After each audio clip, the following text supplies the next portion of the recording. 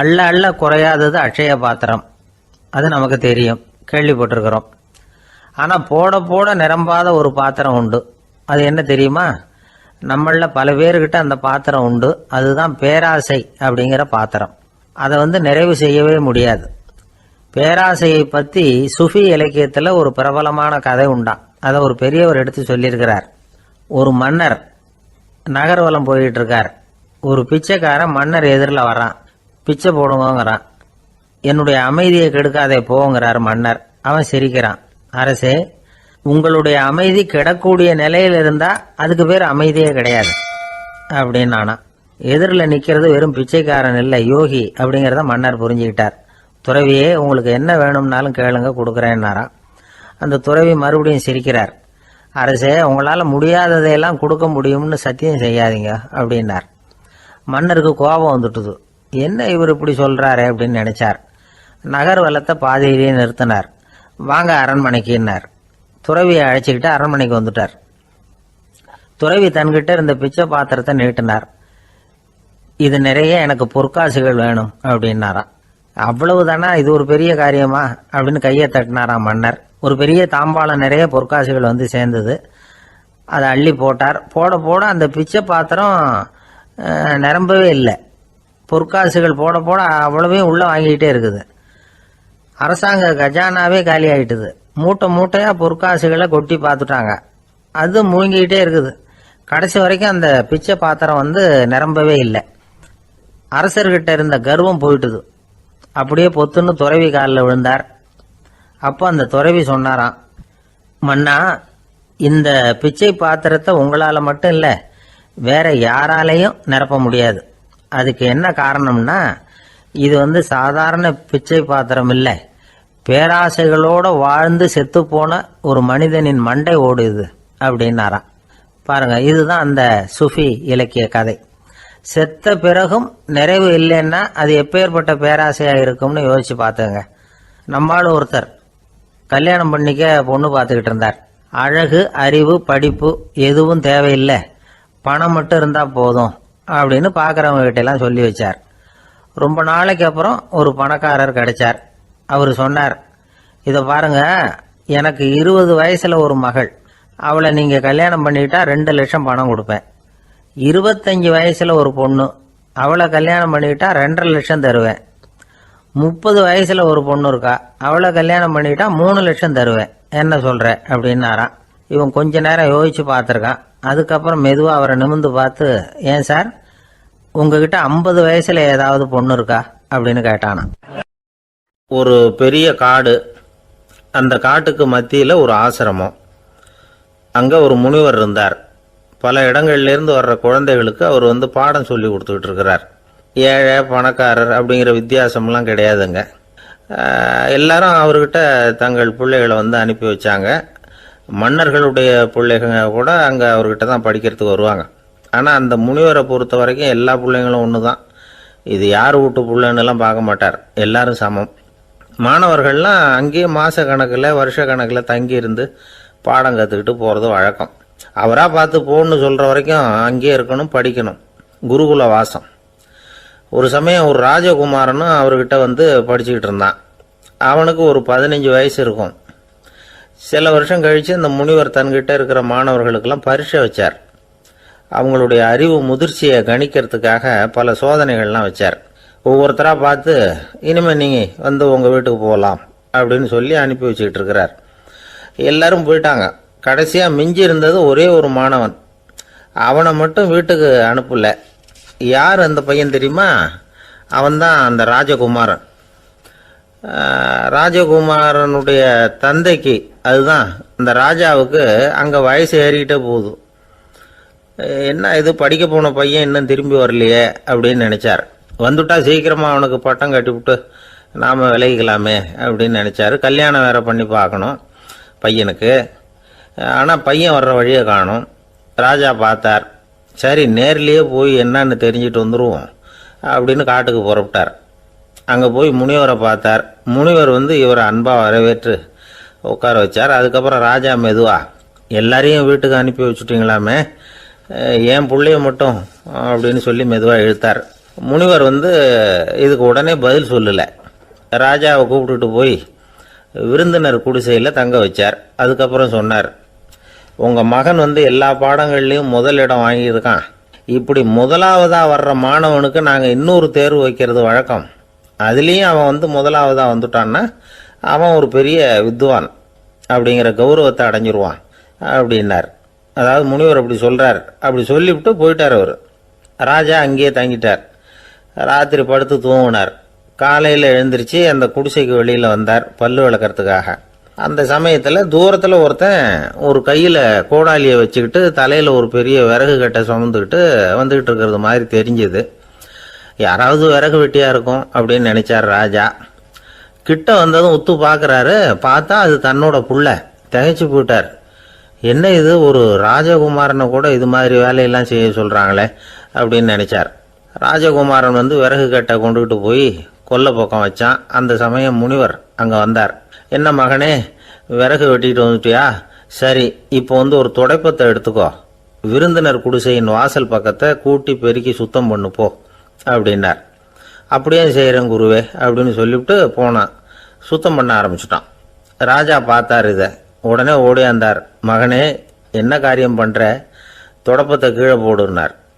இப்போ அந்த ராஜகுமாரன் சொல்கிறான், தந்தையே, இது என்னுடைய குருதேவரோட உத்தரவு. இங்கே நான் ஒரு மாணவன். இங்கே அரசனும் ஒன்று தான், ஆண்டியும் ஒன்று தான்.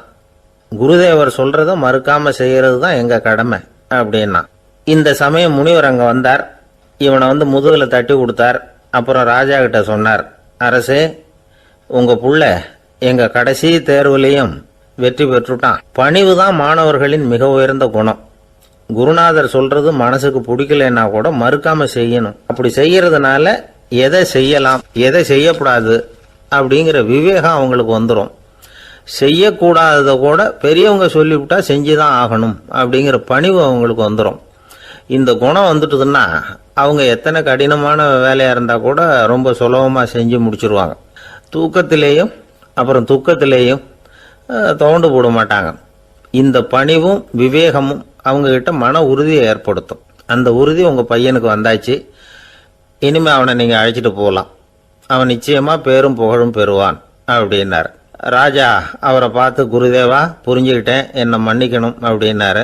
அதுக்கப்புறம் மகனை அழைச்சிக்கிட்டு நாட்டுக்கு திரும்பி வந்துட்டார். இந்த கதையை இன்று ஒரு தகவலில் சொல்லுங்க சார், உங்கள் நிகழ்ச்சியில் சொல்லுங்க சார் அப்படின்னு சொல்லி மாணவர்கள் கேட்டால் பணிவாக இருக்கிறது எப்படி அப்படிங்கிறத புரிஞ்சுக்குவாங்க அப்படின்னு சொன்னார் ஒருத்தர். சரி சொல்லுவோம், அதுக்கு முன்னாடி நேர்லேயே ஒரு பையன்கிட்ட சொல்லி பார்க்கலாமே அப்படின்னு தோணுச்சு. உடனே ஒரு பையனை கூப்பிட்டோம். ஏன்பா, உங்கள் வாத்தியார் உனக்கு இது மாதிரி ஒரு பரீட்சை வச்சா என்ன பண்ணுவேன் அப்படின்னு கேட்டோம். நானும் அப்படி தான் சார் நடந்துக்குவேன். விறகு வெட்டுவேன், தொடப்பத்தினால கூட்டி சுத்தம் பண்ணுவேன், உடனே செஞ்சு முடிச்சிருவேன் சார் அப்படின்னா. பலே பரவாயில்லையே அப்படின்னோம். ஆமாம் சார், அப்படி செஞ்சால் தானே வீட்டுக்கு அனுப்புவார், இல்லைன்னா இன்னொரு வருஷம் இங்கேயே இருந்து படின்னு சொல்லி விடுவாரு, அதனால் அப்படி செய்வேன் அப்படிங்கிறான் அந்த பையன். ஒரு அரசனும் அமைச்சரும் ஒரு நாள் ரொம்ப சாவகாசமாக பேசிக்கிட்டு இருந்தாங்களாம். அரசன் அமைச்சரை பார்த்து ஒரு கேள்வி கேட்டிருக்கார். ஏங்க அமைச்சரே, ஆசை இல்லாத ஒரு மனுஷனால இருக்க முடியுமா அப்படின்னு.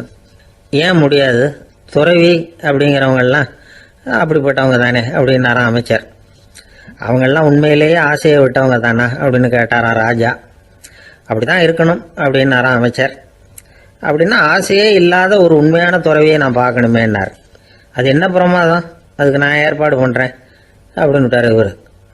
சொல்லிவிட்டு உடனே புறப்பட்டு போனார். அங்கே எங்கே தேடினார். அப்புறம் தான் அவருக்கு புரிஞ்சுது உண்மை துறவியை கண்டுபிடிக்கிறது எவ்வளவு கஷ்டமான காரியம்னு. இருந்தாலும் ராஜா கிட்ட சொல்லியாச்சே உண்மை துறவியை காட்டுறேன்னு. இப்போ என்ன பண்ணுறது, ராஜா கிட்ட சொன்னபடி நடக்கலைன்னா அவருக்கு கோபம் வந்துடும். அமைச்சர் ஒரு யோசனை பண்ணார். அவருக்கு ஒரு வழி தெரிஞ்சுது. அதுதான் சரின்னு முடிவு பண்ணார். அதாவது அந்த ஊரில் அவருக்கு தெரிஞ்ச நாடக நடிகர் ஒருத்தர் இருக்கிறார், நல்லா நடிப்பார். அவரை போய் பார்த்தார். இதை பாருப்பா, எனக்காக நீ ஒரு காரியம் செய்யணும்னார். என்னன்னு கேட்டார் அவர். நீ ஒரு துறவி மாதிரி கொஞ்ச நேரத்துக்கு நடிக்கணும். ராஜா உன்னை பார்த்துட்டு போகிற வரைக்கும் நடி, அது போதும். அதுக்காக உனக்கு 10,000 ரூபா தரேன் அப்படின்னார். அவர் எந்த காலத்தில் இவ்வளவு பணத்தை மொத்தமாக பார்த்துருக்கார். அதனால் உடனே சரின்னு ஒத்துக்கிட்டார். அமைச்சர் வந்து அரண்மனைக்கு திரும்பி வந்தார். என்ன அமைச்சரே, இன்னுமா ஒரு உண்மையான துறவி கிடைக்கலன்னார். உண்மையான துறவி ஒருத்தரை இப்போதான் கொஞ்ச நேரத்துக்கு முன்னாடி பார்த்து பேசிவிட்டு வர்றேன். அவர் நம்ம ஊருக்கு வெளியில் குளத்தங்கரையில் உள்ள ஒரு ஆலமரத்துக்கு அடியில் உட்காந்துருக்கிறார் அப்படின்னார் இவர். அப்படின்னா உடனே புறப்படுங்க அப்படின்னார் ராஜா. பரிவாரங்களோடு புறப்பட்டார். அங்கே அந்த மரத்தடியில் அந்த ஆள் வேஷம் போட்டுக்கிட்டு துறவி மாதிரி உட்காந்துருக்கிறான். ராஜா நேராக போனார். அந்த துறவி காலில் பொத்துன்னு விழுந்து வணங்கினார். உடனே ராணி அவர் காலில் விழுந்தாங்க. அடுத்தபடியாக அமைச்சர் விழுந்தார். அவருக்கு தெரியும் இது நம்ம ஆள் தான்னு. இருந்தாலும் என்ன பண்ணுறது, நேரம். அப்புறம் பரிவாரங்கள்லாம் துறவி காலில் விழுந்து ஆசீர்வாதம் வாங்கிட்டாங்க. ராஜா அப்புறமா தங்கத்தட்டில் பொண்ணையும் பொருளையும் வச்சு அந்த துறவிகிட்ட ரொம்ப பணிவாக நீட்டுறார். தாங்கள் தயவு பண்ணி இதை ஏற்றுக்கணும் அப்படின்னு வேண்டிக்கிட்டார். அந்த துறவி பற்று இல்லாமல் அதை பார்த்தார். எல்லாத்தையும் திறந்துட்ட எனக்கு இதெல்லாம் எதுக்காக அப்படின்னு சொல்லி அதை மறுத்துட்டாராம். ஆஹா, உண்மையான துறவியை பார்த்துட்டோம் அப்படிங்கிற ஆனந்தம் அரசருக்கு. ரொம்ப நிம்மதியாக திருப்தியாக திரும்பி வந்தார் அரண்மனைக்கு. அதுக்கப்புறம் அமைச்சர் யாருக்கும் தெரியாமல் அந்த துறவிகிட்ட ஓடினார். சொன்ன பிரகாரம் பணத்தை நீட்டினார். இந்தப்பா, நான் உங்ககிட்ட சொன்னபடி 10,000 ரூபா பணம் எடுத்துக்கோ அப்படின்னார். அந்த ஆள் ராஜா கிட்ட சொன்னது மாதிரியே எல்லாத்தையும் திறந்துட்டோம் எனக்கு இதெல்லாம் எதுக்காக வேணாம் அப்படின்னு விட்டாராம். நடித்த வரைக்கும் போதும்ப்பா, இனிமேல் இந்த நாடக வசனம்லாம் வேணாம், வேஷத்தை கலைச்சிரு, பணத்தை வாங்கிக்கோன்னார். இல்லைங்க, இது வேஷம் இல்லை, இது வசனமும் இல்லை, இது உண்மை. கொஞ்ச நேரம் துறவி மாதிரி நடித்ததுக்கே இந்த தேசத்து ராஜா ராணி அமைச்சர் பரிவாரங்கள் எல்லாம் என் காலில் விழுந்து வணங்குறாங்க. அப்படின்னா உண்மையான துறவியாக இருக்கிறது எவ்வளவு பெருமையான விஷயம். நான் உண்மையான துறவியாக ஆக போகிறேன், அப்படி முடிவும் பண்ணிட்டேன் அப்படின்னார் அந்த நடிகர். வேஷம் கூட எப்படிப்பட்ட விளைவுகளை உண்டு பண்ணுது பார்த்தீங்களா. நம்மால் ஒருத்தன் ரொம்ப வசதியாக தான் இருந்தான். ஒரு நாள் அவன் சொத்து பூரா திருட்டு போட்டுது. அதுக்கப்புறம் இவன் துறவி மாதிரி ஆயிட்டான். ஊர் ஊராக சுற்றினான். ஒரு குருநாதரை தேடி கண்டுபிடிச்சான். அவர்கிட்ட சீடனாக சேர்ந்துக்கிட்டான். அவனை பார்த்து ஒருத்தர் கேட்டார், நீ உண்மையான சீடன் தானான்னு. இல்லைங்க, சீடன் மாதிரி நடிச்சுக்கிட்டு இருக்கிறேன் அப்படின்னா. அது குரு துரோகம் இல்லையா அப்படின்னு கேட்டார் அவர். இல்லைங்க, நான் பண்ணது குரு துரோகம் இல்லை, என் குரு பண்ணது தான் துரோகம். என்னுடைய பணத்தை கொள்ளையடிச்சது இவர் தான். அதை எங்கே வச்சிருக்காருன்னு கண்டுபிடிக்கிறதுக்காக தான் இவர்கிட்ட வந்து சீடனாக சேர்ந்துருக்கிறேன் அப்படின்னானா. ஒரு ஊரில் ஒரு ஞானி இருக்கிறார். ரொம்ப பெரிய ஞானி. ரொம்ப வயசாயிட்டுது. கடைசி காலத்தில் அவர்கிட்ட சில பேர் வந்தாங்க. உங்கள் குரு யார் அப்படின்னு கேட்டாங்க. அவர் நிமிர்ந்து பார்த்தார். எனக்கு ஆயிரக்கணக்கான குருமார்கள் உண்டு. அவங்க பேரெல்லாம் சொல்லணும்னா இந்த காலம் பத்தாது. ஆனால் முக்கியமான ஒரு 3 பேரை பற்றி மட்டும் உங்களுக்கு சொல்கிறேன் அப்படின்னாராம். அப்புறம் சொன்னார், அந்த 3 பேரில் ஒருத்தன் ஒரு திருடன். ஒரு சமயம் ஒரு பாலைவனம் வழியாக நான் போய்கிட்டு இருந்தேன். அப்போது வழி தவறி போய் ஒரு கிராமத்துக்கு போயிட்டேன். அது இருட்டு நேரம், நடு ராத்திரி, ஊரே உறங்கி போச்சு. அந்த நேரத்தில் ஒரு ஆள் மட்டும் ஒரு வீட்டு சுவத்தில் ஏதோ பண்ணி உள்ளே நுழையிறதுக்கு முயற்சி பண்ணிகிட்டு இருக்கிறான். அவங்கிட்ட போய் நான் இன்னைக்கு இங்கே எங்கே தங்க முடியும் அப்படின்னு கேட்டேன். அதுக்கு அவன், இந்த ராத்திரி வேளையில் அது ரொம்ப சிரமம், ஒரு திருடனோட உங்களால் தங்க முடியும்னா நீங்கள் என்னோட தங்கலாம் அப்படின்னா. நான் அவங்க கூட 1 மாதம் தங்கியிருந்தேன். ஒவ்வொரு நாள் ராத்திரியும் இப்போ நான் என்னுடைய வேலைக்கு போகிறேன், நீங்கள் ஓய்வு எடுத்துக்கோங்க அப்படின்னு சொல்லிவிட்டு போவான். அவன் திரும்பி வந்த உடனே உனக்கு ஏதாவது கிடைச்சிதான்னு நான் கேட்பேன். அதுக்கு அவன், இன்னைக்கு ராத்திரி ஒன்றும் இல்லை, நாளைக்கு மறுபடியும் முயற்சி பண்ணுவேன் அப்படின்பா. எப்பவும் அவன் நம்பிக்கை இழந்ததே கிடையாது. எப்பவும் சந்தோஷமாகவே இருப்பான்.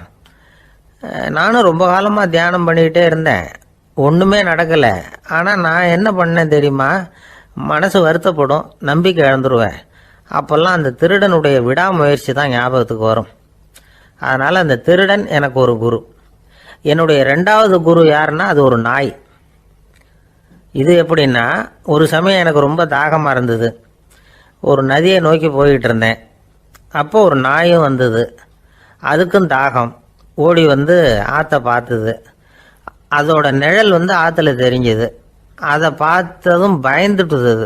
அதாவது அது தன்னுடைய சொந்த உருவத்தையே கண்டு பயந்தது. அதை பார்த்து குறைக்குது, திரும்பி ஓடிச்சு. ஆனால் அதுக்கு தாகம் அதிகமாக இருந்ததுனால அது மறுபடியும் திரும்பி வந்தது. பார்த்தா மறுபடியும் தண்ணியில் நாயோட உருவம் தெரியுது. இப்படி சில தடவை பண்ணிச்சு. இருந்தாலும் கடைசியில் தண்ணியில் குதிச்சுட்டுது துணிஞ்சி. இப்படி குதித்த உடனே அதோட உருவமும் மறைஞ்சுட்டுது. இதை பார்த்தேன். நான் என்ன புரிஞ்சுக்கிட்டேன்னா, எவ்வளவுதான் பயம் இருந்தா கூட ஒருத்தன் தைரியமா காரியத்தில் இறங்கணும் அப்படிங்கிறத புரிஞ்சுக்கிட்டேன். இந்த போதனை அந்த நாய்கிட்ட இருந்து எனக்கு கிடைச்சிது. இது ஒன்று. அடுத்தது என்னுடைய மூன்றாவது குரு யாருன்னா அது ஒரு சின்ன குழந்தை. நான் ஒரு சமயம் ஒரு நகரத்துக்கு போனேன். அங்கே ஒரு குழந்தை எரிகிற மெழுகுவத்தி ஒன்று எடுத்துக்கிட்டு வந்தது. நான் அந்த குழந்தைய பார்த்து வேடிக்கையாக கேட்டேன், ஏன் பாப்பா இந்த மெழுகுவத்தியை நீயாவே கொளுத்துனியா அப்படின்னு கேட்டேன். ஆமான்னுது அந்த குழந்தை. சரி, இந்த மெழுகுவத்தி முன்னாடி எரியாமல் இருந்தது, இப்போ எரியுது. இந்த மெழுகுவத்திக்கு வெளிச்சம் எங்கேருந்து வந்தது, அதை எனக்கு காட்ட முடியுமா அப்படின்னு கேட்டேன் அந்த குழந்தைகிட்ட. இதுக்கு அந்த குழந்தை சிரிச்சுக்கிட்டு அந்த மெழுகுவத்தியை ஊதி அணைச்சுட்டுது. அதுக்கப்புறம் என்னை பார்த்து கேட்டுது, இப்போ இந்த மெழுகுவத்தியின் வெளிச்சம் போனதை பார்த்தீங்க இல்லையா, அது எங்கே போச்சுன்னு எனக்கு சொல்லுங்க அப்படின்னுது. அந்த குழந்தை இப்படி கேட்டதும் என்கிட்ட இருந்த ஆணவம் அழிஞ்சுட்டுது. நான் படித்ததெல்லாம் அந்த வினாடியில் சுக்கு நூறாக போயிட்டுது. என்னுடைய முட்டாள்தனத்தை நான் உணர்ந்தேன் அப்படின்னு இவ்வளவும் அந்த ஞானி விவரமாக சொன்னாராம். அதனால் நாம் இன்னார்கிட்ட இருந்து தான் இதை கற்றுக்கணுங்கிறது இல்லை, யாருக்கிட்டே இருந்தும் எதையும் கற்றுக்கலாம். நம்மால் ஒருத்தன் ஒரு நாய் வளர்த்துக்கிட்டோம்னா அந்த நாய்க்கு வால் கிடையாது, யாரோ ஏற்கனவே வெட்டி எடுத்துட்டாங்க. இந்த நாய் தான் சார் எனக்கு குரு, அதுகிட்டே இருந்து கூட நான் பாடம் கற்றுக்கிட்டு இருக்கிறேன் அப்படின்னா, அப்படி என்ன கற்றுக்கிட்டேன் இந்த வால் இல்லாத நாய்கிட்டே இருந்து அப்படின்னு கேட்டோம். நாம் யாருக்கிட்டையும் வாலாட்டக்கூடாது அப்படிங்கிற பாடத்தை அதுகிட்டே இருந்து தான் நான் கற்றுக்கிட்டேன் அப்படின்னா. ஒரு நாள் காலை நேரம் ஒரு குரு படுக்கையை விட்டு எழுந்திருக்கிறார். உடனே சீடர்களை பார்த்து எல்லாரும் இப்படி வாங்கங்கிறார். எல்லாரும் வர்றாங்க வேகமாக. என்னங்க வேணும் உங்களுக்கு அப்படிங்கிற மாதிரி எல்லாரும் குருவை பார்த்தாங்க பயபக்தியோட. குரு அந்த சீடர்களை பார்த்து, இதை பாருங்கள், இப்போ நான் ஒரு சிக்கலான விவகாரத்தில் மாட்டிக்கிட்டு இருக்கிறேன், அதை நீங்கள் தீர்த்து வச்சா நல்லதுன்னார். சீடர்களுக்கு ஒன்றும் புரியல. என்ன இது இவர் இப்படி சொல்கிறாரு, நமக்குள்ள எல்லா விவகாரங்களையும் தீர்த்து வைக்கிறவர் நம்ம குருநாதர், அவருடைய விவகாரத்தை நாம் தீர்த்து வைக்கிறதா, ஆச்சரியமாக இருக்குதே, குருநாதருக்கே சிக்கலா அப்படின்னு யோசனை பண்ண ஆரம்பித்தாங்க. இருந்தாலும் ரொம்ப பணிவாக கேட்டாங்க, சுவாமி உங்களுக்கே சிக்கலா, இந்த உலகத்து சிக்கல்களுக்கும் சிரமங்களுக்கும் அப்பாற்பட்டவர் அல்லவா தாங்கள், அப்படிப்பட்ட உங்களுக்கு சிக்கல்னா அது எப்படி அப்படின்னாங்க. எனக்கு ஏற்பட்டிருக்கிற சிக்கல் அவ்வளவு பெருசு, ரொம்ப பெரிய விவகாரம் அது அப்படின்னார் குரு. கொஞ்சம் விவரமாக சொல்லுங்க அப்படின்னாங்க இவங்க. இப்போ அந்த குரு விவரத்தை சொன்னார். அதாவது நேற்று ராத்திரி நான் ஒரு கனவு கண்டேன். அந்த கனவுல நான் ஒரு பட்டாம்பூச்சியாக மாறிட்டேன். அப்படி மாறி ஒவ்வொரு மலராக பறந்து போய் உட்காந்து தேன் சாப்பிட்டேன் அப்படின்னார். சீடர்கள் இதை கேட்டதும் ரொம்ப திகைச்சு போயிட்டாங்க.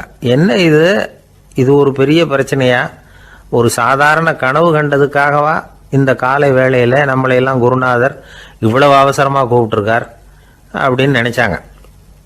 இருந்தாலும் கேட்டாங்க, இதில் என்ன சிக்கல் சுவாமி, கனவுங்கிறது எல்லாருக்கும் வரத்தானே செய்யும் அப்படின்னார் ஒரு சீடர். சீடர்களே, பிரச்சனை அது இல்லை. நான் இன்னைக்கு காலையில் கண்ணு முழிச்சு பார்த்தப்போ நான் நானாக மறுபடியும் மாறிட்டேங்கிறத தெரிஞ்சுக்கிட்டேன். இதில் சிக்கல் என்னன்னா, இப்போ அந்த பட்டாம்பூச்சி தான் நானா ஆயிட்டதாக கனவு கண்டுகிட்டு இருக்கா அப்படிங்கிறது தான். ஒரு மனுஷன் பட்டாம்பூச்சி ஆகிறதாக கனவு காண முடியுங்கிறப்போ அந்த பட்டாம்பூச்சியும் மனுஷனா ஆகிறதாக கனவு காண முடியும் இல்லையா? இப்போ எனக்கு யதார்த்த நிலை தெரியணும், எது நிஜம்னு தெரியணும். நேற்று ராத்திரி நான் கண்டது கனவா, அல்லது இது பட்டாம்பூச்சி கண்டுகிட்டு இருக்கிற கனவா? இதுதான் குரு கேட்ட கேள்வி. இதை கேட்டதும் சீடர்கள் ரொம்ப குழம்பி போயிட்டாங்க. சுவாமி, இது வரைக்கும் நாங்கள் தூங்குறப்ப பார்க்கறது கனவுன்னும் மூழ்கிட்டு இருக்கிறப்ப பார்க்கறது நனவுன்னு நம்பிக்கிட்டு இருக்கிறோம். இப்போ எங்களை ரொம்ப குழப்பிட்டீங்க, இதுக்கு பதில் சொல்ல எங்களுக்கு சக்தி இல்லை அப்படின்னு சொல்லிவிட்டாங்களாம். அதுக்கப்புறம் அந்த குரு சொன்னாராம், நினைவு தான் முக்கியமான அம்சம். முடிவு கட்டம்னா பகலின் நினைவுகளை விட இரவின் கனவுகளே ரொம்ப உண்மை. ஒருத்தன் தூங்க போனால் தூங்கிக்கிட்டே இருந்தால் அவன் காணும் கனவு பொய்ங்கிறத அவன் உணர மாட்டான். ஒவ்வொரு கனவும் காணும் பொழுது அது ரொம்ப உண்மையாக தான் தெரியுது. ஒரு கனவு கூட உண்மை இல்லைன்னு கனவுல தோன்றுவதே இல்லை அப்படின்னார் குரு. அகில வாழ்வு அத்தனையும் சொற்பனம் கண்டாய் அப்படிங்கிறார் தாயுமானவர். ஆகையினால நம்ம கனவுலேருந்து நாம் என்னைக்கு முழிச்சிக்க போகிறோம் அப்படிங்கிறது தான் ஒரு முக்கியமான கேள்வி. ஒருத்தர் வந்தார், காலில் கட்டோடு வந்தார். என்னங்க காலில் கட்டுன்னு? சார், நேற்று ராத்திரி தூக்கத்தில் எங்கள் வீட்டு கூரையில் ஏணியை சாத்தி வச்சு இறங்கினப்போ வழுக்கி விழுந்து காலை உடச்சிக்கிட்டேன்னார். உங்கள் வீட்டில் தான் ஏணியே கிடையாது சார் அப்படின்னு. உண்மைதான் சார், நான் கீழே விழுந்து முழிச்சுக்கிட்டதுக்கு அப்புறம் தானே ஏணி இல்லைங்கிறது எனக்கு ஞாபகம் வந்தது அப்படின்னார். ஒரு ஊரில் ஒரு பெரிய ஞானி இருந்தார். அவர் படுக்கையில் இருந்தார். இன்னும் கொஞ்ச நேரம்தான் அவர் இந்த உலகத்தில் இருக்க போகிறார். அவரை சுற்றி ஏகப்பட்ட கூட்டம். ஏற்கனவே அவருடைய உபதேசங்களை கேட்டவங்க பல பேர் வந்து அவரை சுற்றி நிற்கிறாங்க. அந்த ஞானி மெதுவாக கண்ணை திறந்து பார்க்குறார். எல்லாரும் அவருடைய கடைசி வார்த்தையை கேட்கறதுக்காக அவளோட காத்துக்கிட்டு இருக்கிறாங்க. அந்த ஞானி மெதுவாக பேச ஆரம்பித்தார். நான் என்னுடைய வாழ்நாள் பூராவும் உங்களுக்கு நிறைய போதனைகள் சொல்லிக்கிட்டு இருக்கிறேன். பேரானந்தம், மகிழ்ச்சி, தியானத்தன்மை, இதை பற்றியெல்லாம் சொல்லியிருக்கிறேன். இப்போ நான் வேற ஒரு கரைக்கு போய்கிட்டு இருக்கிறேன். நான் இனிமேல் இந்த கரையில் இருக்க மாட்டேன். நீங்கள் நான் சொன்னதையெல்லாம் கேட்டீங்க, ஆனால் எதையும் நீங்கள் வந்து நடைமுறைப்படுத்தி பார்க்கல. எல்லாம் கேட்டதோடு சரி, அதோடு விட்டுவிட்டீங்க. அப்புறம் அதை தள்ளி போட்டுக்கிட்டே வந்துட்டீங்க. மேலும் அதை தள்ளி போடுறதுல எந்த பிரயோஜனமும் கிடையாது. இப்போ நான் போய்கிட்டு இருக்கிறேன். உங்களில் யாராவது என்னோட வர்றதுக்கு தயாரா அப்படின்னு கேட்டார். அவ்வளவுதான், யாரும் வாயை திறக்கல. ஒரே மௌனம், சத்தமே இல்லை. ஒருத்தர் பார்த்துக்கிட்டே நிற்கிறாங்க. அந்த கூட்டத்தில் ஒரு ஆள் அந்த ஞானி கூடவே 40 வருஷத்துக்கு மேலே இருந்திருக்கிறான். அவனும் வாயை திறக்காம இன்னொருத்தன் முகத்தை பார்த்துக்கிட்டே நிற்கிறான். இந்த சமயத்தில் பின்னாடி நின்றுட்டு இருந்த ஒருத்தன் கையை தூக்கினான். ஞானி அவனை பார்த்தார். சரி, ஒருத்தனுக்காவது நம்மோட வர்றதுக்கு தைரியம் இருக்குது அப்படின்னு நினைச்சார். ஆனால் அந்த ஆள் என்ன சொன்னான் தெரியுமா? ஐயா, நீங்கள் கேட்குறப்போ நான் உடனே எழுந்திருக்கல, கையை மட்டும்தான் தூக்கினேன். என்ன காரணம்னா, நான் எப்படி அடுத்த கரைக்கு வந்து சேர்றதுங்கிறது தெரிஞ்சுக்கிறதுக்காக தான். அந்த விவரத்தை மட்டும் இப்போ உங்ககிட்ட இருந்து நான் தெரிஞ்சுக்க ஆசைப்படுறேன். ஏன்னா இப்போ நான் உங்கள் கூட வர்றதுக்கு தயாராக இல்லை. எவ்வளவோ காரியங்களை நான் இன்னும் இங்கே முடிக்க வேண்டியிருக்குது. வீட்டுக்கு ஒரு விருந்தினர் வந்திருக்கிறார். என்னுடைய இளைய மகனுக்கு கல்யாணம் பண்ணி வைக்கணும். அதனால் இன்னைக்கு உங்கள் கூட வர முடியாது. அது மட்டும் இல்லை, இப்போ உங்கள் கூட அடுத்த கரைக்கு வந்தால் திரும்பி வர முடியாதுன்னு வேற சொல்கிறீங்க. அதனால் இப்போ நான் வரல. இன்னொரு நாள் நிச்சயமாக நான் வர்றேங்க, வந்து உங்களை சந்திக்கிறேன். அதனால் இப்போ நீங்கள் இன்னொரு தடவை எங்களுக்கு விளக்கமாக சொல்லணும். ஏற்கனவே பல தடவை சொல்லியிருக்கிறீங்க. தயவு பண்ணி இப்போ ஒரு தடவை சொன்னீங்கன்னா சௌகரியமாக இருக்கும். அந்த அடுத்த கரையை அடையிறது எப்படி?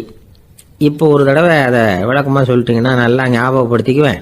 அது சரியான சமயம் வர்றப்போ இது எனக்கு உதவியாக இருக்கும் அப்படின்னு நானா. ஆனால் உண்மை என்ன தெரியுமா? அந்த சரியான சமயம் வரவே இல்லை அப்படிங்கிறது தான் உண்மை. இப்படி அந்த கதை முடியும். இந்த கதை வந்து அந்த ஒரு ஆளுக்கு மட்டும் இல்லை, கிட்டத்தட்ட எல்லாருக்குமே அது பொருந்தும் அப்படிங்கிறாங்க விவரம் தெரிஞ்சவங்க. எல்லாருமே அந்த சரியான தருணத்துக்காக தான் காத்துக்கிட்டு இருக்கிறாங்களாம். அதுக்காக ஜோசியம் பார்க்குறாங்க, கைரேகை பார்க்குறாங்க. நாளைக்கு என்ன நடக்குங்கிற ஆவலில் எல்லாரும் காத்துக்கிட்டு இருக்கிறாங்க. ஆனால் அந்த ஒரு நாள் ஒருபோதும் வரப்போகிறதில்ல. நீங்கள் தள்ளி போடுறதுக்காக பல அர்த்தமில்லாத காரணங்களை தேடுறீங்க அப்படிங்கிறார் ஒரு ஞானி.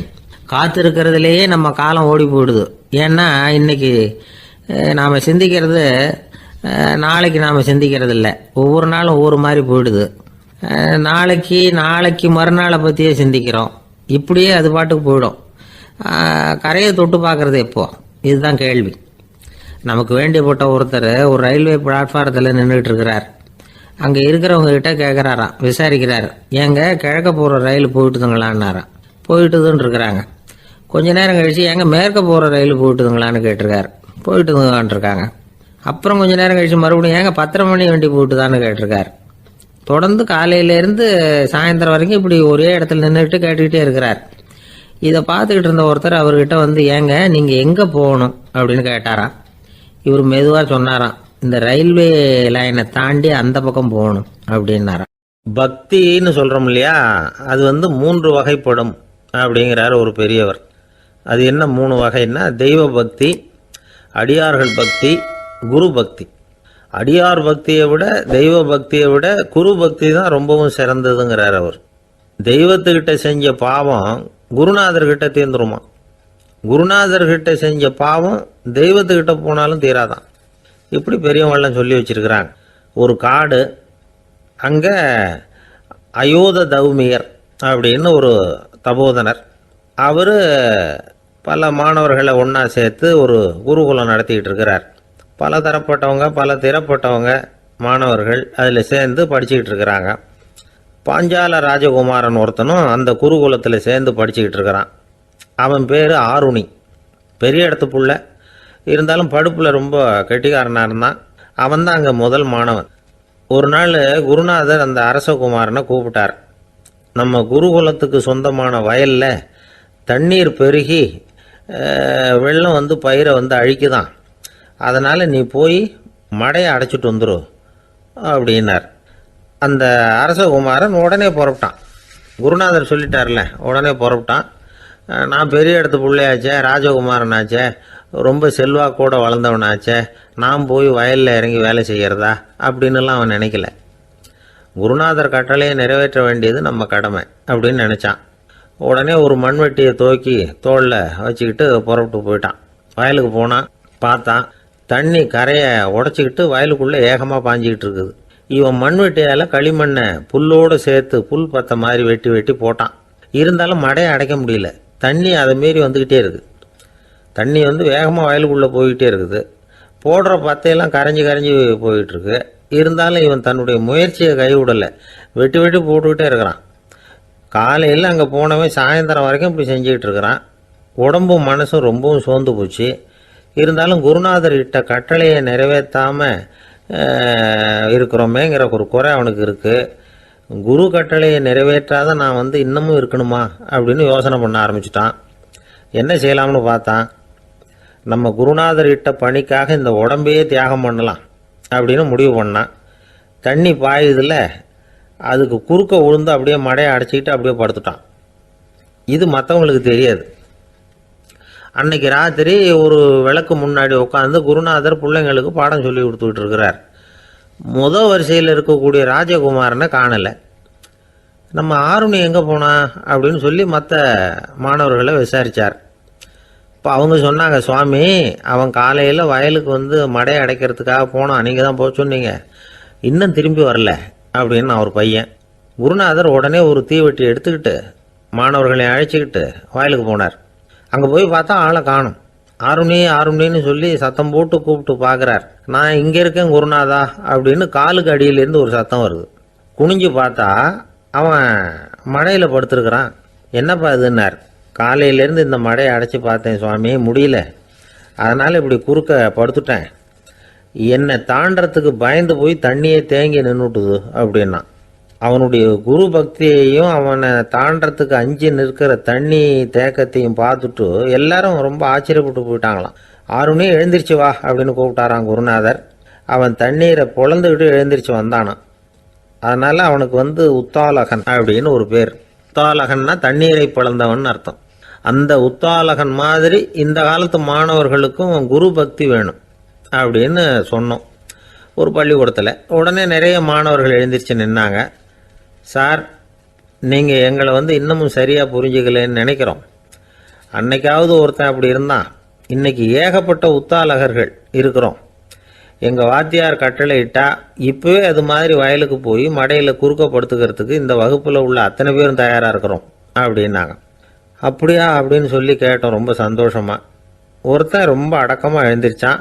அப்புறம் சொன்னான், ஆமாம் சார், வகுப்பில் வந்து இவர் நடத்துகிற பாடத்தை கேட்டுக்கிட்டு இருக்கிறத விட பேசாமல் போய் மடையில் படுத்துடுறது ஒன்றும் கஷ்டமான காரியமாக இருக்காது, அதனால தான் எல்லாரும் அங்கே போகிறேன்னு சொல்கிறோம் அப்படிங்கிறான். கங்கை கரை தோட்டம் பக்கத்தில் ஒரு ஆசிரமம், அங்கே ஒரு பெரியவர் தங்கி இருக்கிறார். அவர் தான் ராமகிருஷ்ண பரமஹம்சர். அந்த ஆசிரமம் இருந்த இடம் கரக்பூர். வங்காளத்தில் பொதுவாக எல்லாரும் மீன் சாப்பிட்றது உண்டு. கங்கையில் குளிச்சுட்டு கையில் ஒரு மீனோடு வர்றது வழக்கம். இவர் இருக்கிற இடத்துக்கு கங்கையில் படகு வழியாக வரணும். அப்படி தான் எல்லாரும் வருவாங்க. வர்றவங்களை ஒன்று கூட்டி ஆன்மீக விஷயங்களை பற்றி பேசிக்கிட்டு இருப்பார். ஒவ்வொரு நாள் ஒவ்வொருத்தர் நகரத்துக்கு போகணும். வரும்பொழுது மீன் கொண்டுகிட்டு வரணும். அதுக்கு ஒரு அட்டவணையே உண்டு ஆசிரமத்தில். அது பிரகாரம் ஒரு நாள் சுவாமி யோகானந்தர் படகுல போனார். படகை செலுத்தினவங்க ராமகிருஷ்ணரையும் சுவாமி யோகானந்தரையும் மற்றவங்களையும் பித்தர்கள் அப்படின்னு சொல்லி ஏளனமாக பேசினாங்க. அவங்க என்ன பைத்தியம் பிடிச்சவங்க அப்படிங்கிறது மாதிரி. சுவாமி யோகானந்தருக்கு ரொம்ப மென்மையான இதயம். இவங்க இப்படி கண்ணாபின்னான்னு பேசுகிறத பார்த்தா மீனை வாங்கிட்டு திரும்புகிறப்போ என்ன நடக்குமோ அப்படிங்கிற பயம் வேற வந்துட்டுது அவருக்கு. அவ்வளவு மென்மையானவர். இதை தெரிஞ்சுக்கிட்ட ராமகிருஷ்ணர், யோகானந்தா இங்கே வா அப்படின்னு கூப்பிட்டார். இவர் கண்ணீரை தொடச்சிக்கிட்டே கிட்ட போனார்.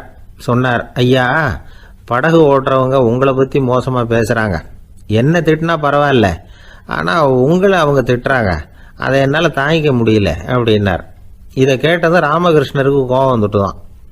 என்னது, உன்னுடைய குருவை பற்றி அவங்க மோசமாக பேசும்பொழுது நீ சும்மா இருந்தியா? வெளியில் போ அப்படின்னு விட்டார். குரு நிந்தனை செய்கிறப்போ அதை கேட்டுக்கிட்டு சும்மா இருக்கலாமா? குரு நிந்தனையை கேட்டால் பாவம் இல்லையா? என்னை தூற்றும் போது அவங்க பாவம் செய்கிறாங்க, அதை கேட்டுக்கிட்டு நீ சும்மா இருந்தால் நீயும் பாவம் செய்கிற அப்படின்னாராம். அடுத்த நாள் சுவாமி நிரஞ்சனானந்தர் போக வேண்டிய நாள். இவர் படகுல போகும்பொழுதும் அதே மாதிரி நடந்துதான். அவங்க மோசமாக பேச ஆரம்பித்தாங்க, திட்ட ஆரம்பித்தாங்க. அப்படி கேலி பண்ண ஒருத்தனை இவர் என்ன பண்ணார், பலார்னு கன்னத்தில் அரைஞ்சிட்டார். இன்னொருத்தனை கங்கையில் தூக்கி எறியறதுக்கும் தயாராகிட்டார். அதுக்கப்புறம் அவங்க யாரும் வாயை திறக்கலை. மீன் வாங்கிட்டு வர்றப்பவும் படகுல ஒரே அமைதி, அவ்வளவு பயம் அவங்களுக்கு. ராமகிருஷ்ணர் கூப்பிட்டு விசாரித்தார் என்ன நடந்ததுன்னு. இவர் சொன்னார், அவர் யோகானந்தா போகும்பொழுது என்ன நடந்ததோ அப்படியே தான் இப்பவும் நடந்தது. குரு நிந்தனை செய்கிறத கேட்டுக்கிட்டு நான் சும்மா இருப்பேனா? ஒருத்தனை அப்படியே அரைஞ்சுட்டேன், இன்னொருத்தனை ஆற்றுல தூக்கி போட்டுருவேன்னு பயமுறுத்தினேன், அவ்வளவுதான் அப்படின்னாராம். இப்போவும் ராமகிருஷ்ணருக்கு கோபம் வந்துட்டு தான். என்ன இது, அணியறது காஷாயம், இருக்கிறது ஆசிரமம், உனக்கு இவ்வளவு கோபம் வந்ததுன்னா அப்புறம் என்னத்துக்கு ஆசிரமத்தில் இருக்கணும்? பிரம்மச்சாரி எப்பவும் அமைதியாக இருக்கணும் அப்படின்னு அறிவுரை சொன்னாராம் ராமகிருஷ்ணர். அப்போ இவர் கேட்டாராம், ஏங்க அவருக்கு ஒரு விதமான அறிவுரை சொன்னீங்க, எனக்கு வேற விதமாக அறிவுரை சொல்கிறீங்க, இதில் எது உண்மை அப்படின்னு கேட்டிருக்கார். இதுக்கு ராமகிருஷ்ணர் சொன்ன பதில் என்னன்னா, அட அசடே, சக்கரத்தில் காற்று அதிகமாக இருந்தால் குறைக்கணும், குறைச்சலாக இருந்தால் கூட்டணும். அவன் சாது, அவனுக்கு அதிக உணர்ச்சி தேவை, உனக்கு படபடப்பு அதிகம், உனக்கு பொறுமை தேவை அப்படின்னாராம். இதில் உள்ள கருத்து என்னன்னா, கல்விங்கிறது எப்படின்னா அதை சூழ்நிலைக்கு தகுந்த மாதிரி கற்பிக்கணும். எல்லாருக்கும் ஒரே மாதிரி கற்பிக்கக்கூடாது. கேட்குற ஒரு தகுதி, புரிஞ்சுக்கிற திறமை, இதை பொறுத்து கல்வி அமையணும். ஆரம்ப காலத்தில் ஒரு குரு, அப்போ ஒரு சீடன் இருந்தான். அது வேடிக்கையான குரு, வேடிக்கையான சீடன். ஒரு ஆசிரமம். ஒரு நாள் ஒருத்தன் அவசரமாக அந்த குருவை தேடி வந்திருக்கிறான். என்ன விஷயம்னு விசாரித்தார் குரு. உங்கள் சீடர் என்னை அடிச்சுட்டார் அப்படின்னு புகார் பண்ணானா அந்த ஆள். குரு சீடனை கூப்பிட்டார். அடிச்சியா இந்த ஆளை அப்படின்னு கேட்டாராம். ஆமான் இருக்கான் சீடன். ஏன் அடிச்சே அப்படின்னு கேட்டாராம். இந்த ஆள் உங்களை பற்றி மட்டமாக பேசிவிட்டான், என்னால் அதை தாங்கிக்க முடியல, அதனால தான் அடிச்சுட்டேன் இருக்கான். அப்படி என்ன பேசினா அப்படின்னு கேட்டாராம். உன்னுடைய குருநாதர் இப்போல்லாம் அர்த்தமில்லாமல் பேச ஆரம்பிச்சுட்டார் அப்படின்னு சொல்லிவிட்டான், அதனால தான் அடிச்சுட்டேன் அப்படின்னு நானா. அதுக்காக அடிச்சே அப்படின்னாராம். நான் அதுக்காக அடிக்கல குருவே, இப்பெல்லாம் நீங்கள் அர்த்தமில்லாமல் பேசுகிறதாக அவன் சொல்கிறான், அப்படின்னா இதுவரைக்கும் நீங்கள் அர்த்தத்தோடு